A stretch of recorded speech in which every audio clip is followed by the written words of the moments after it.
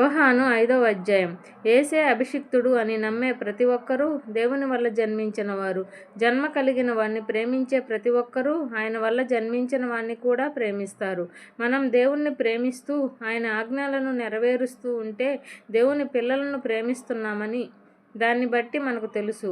దేవుణ్ణి ప్రేమించడం అంటే మనం ఆయన ఆజ్ఞలు శిరసా వహించడమే. ఆయన ఆజ్ఞలు భారమైనవి కావు. ఎందుకంటే దేవుని వల్ల జన్మించిన సంతతి వారందరూ లోకాన్ని జయిస్తారు. లోకాన్ని జయించినది మన నమ్మకమే. లోకాన్ని జయించేది ఎవరు? యేసు దేవుని కుమారుడని నమ్మే వ్యక్తే.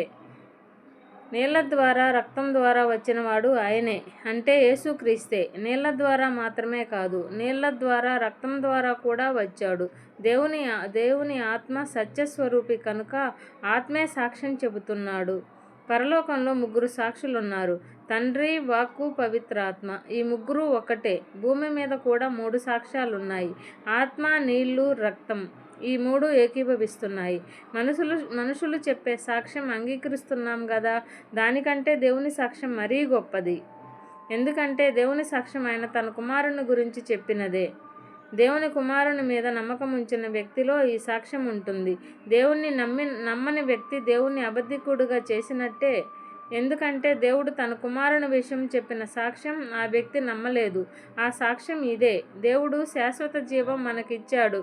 ఈ జీవం ఆయన కుమారుల్లో ఉంది.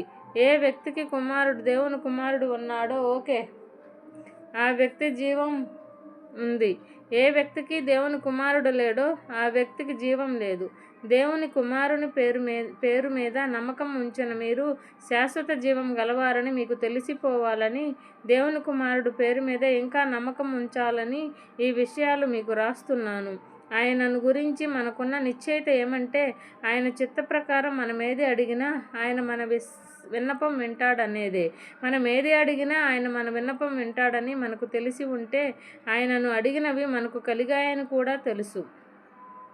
తన సోదరుడు మరణకరం కాని పాపం ఏదైనా చేయడం ఎవరైనా చూస్తే ఆ వ్యక్తి అతని కోసం ప్రార్థించాలి. మరణకరం కాని పాపం చేసిన వారికి ఆ వ్యక్తిని బట్టి దేవుడు జీవం ఇస్తాడు. మరణకరమైన పాపం ఉంది, దానిని గురించి అతడు ప్రార్థించాలని నేను చెప్పడం లేదు. ప్రతి విధమైన అక్రమ కార్యం పాపమే. అయితే మరణకరం కాని పాపం కూడా ఉంది. దేవుని వల్ల జన్మించిన వాడెవడూ పాపం చేస్తూ ఉండడని మనకు తెలుసు. దేవుని వల్ల జన్మించిన వాడు తనను భద్రంగా కాపాడుకుంటాడు. దుర్మార్గుడు అతన్ని పట్టుకొని ఉండడు. మనం దేవునికి చెందేవారమని లోకమంతా ఆ దుర్మార్గుడిలో ఉందని మనకు తెలుసు.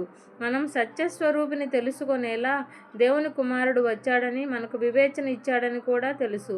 మనం సత్యస్వరూపిలో ఉన్నాం. ఆయన కుమారుడైన యేసుక్రీస్తులో ఉన్నాం. ఆయనే నిజమైన దేవుడు, శాశ్వత జీవము. చిన్నపిల్లలారా, విగ్రహాల బారి నుంచి మిమ్మల్ని కాపాడుకోండి. తదాస్తు.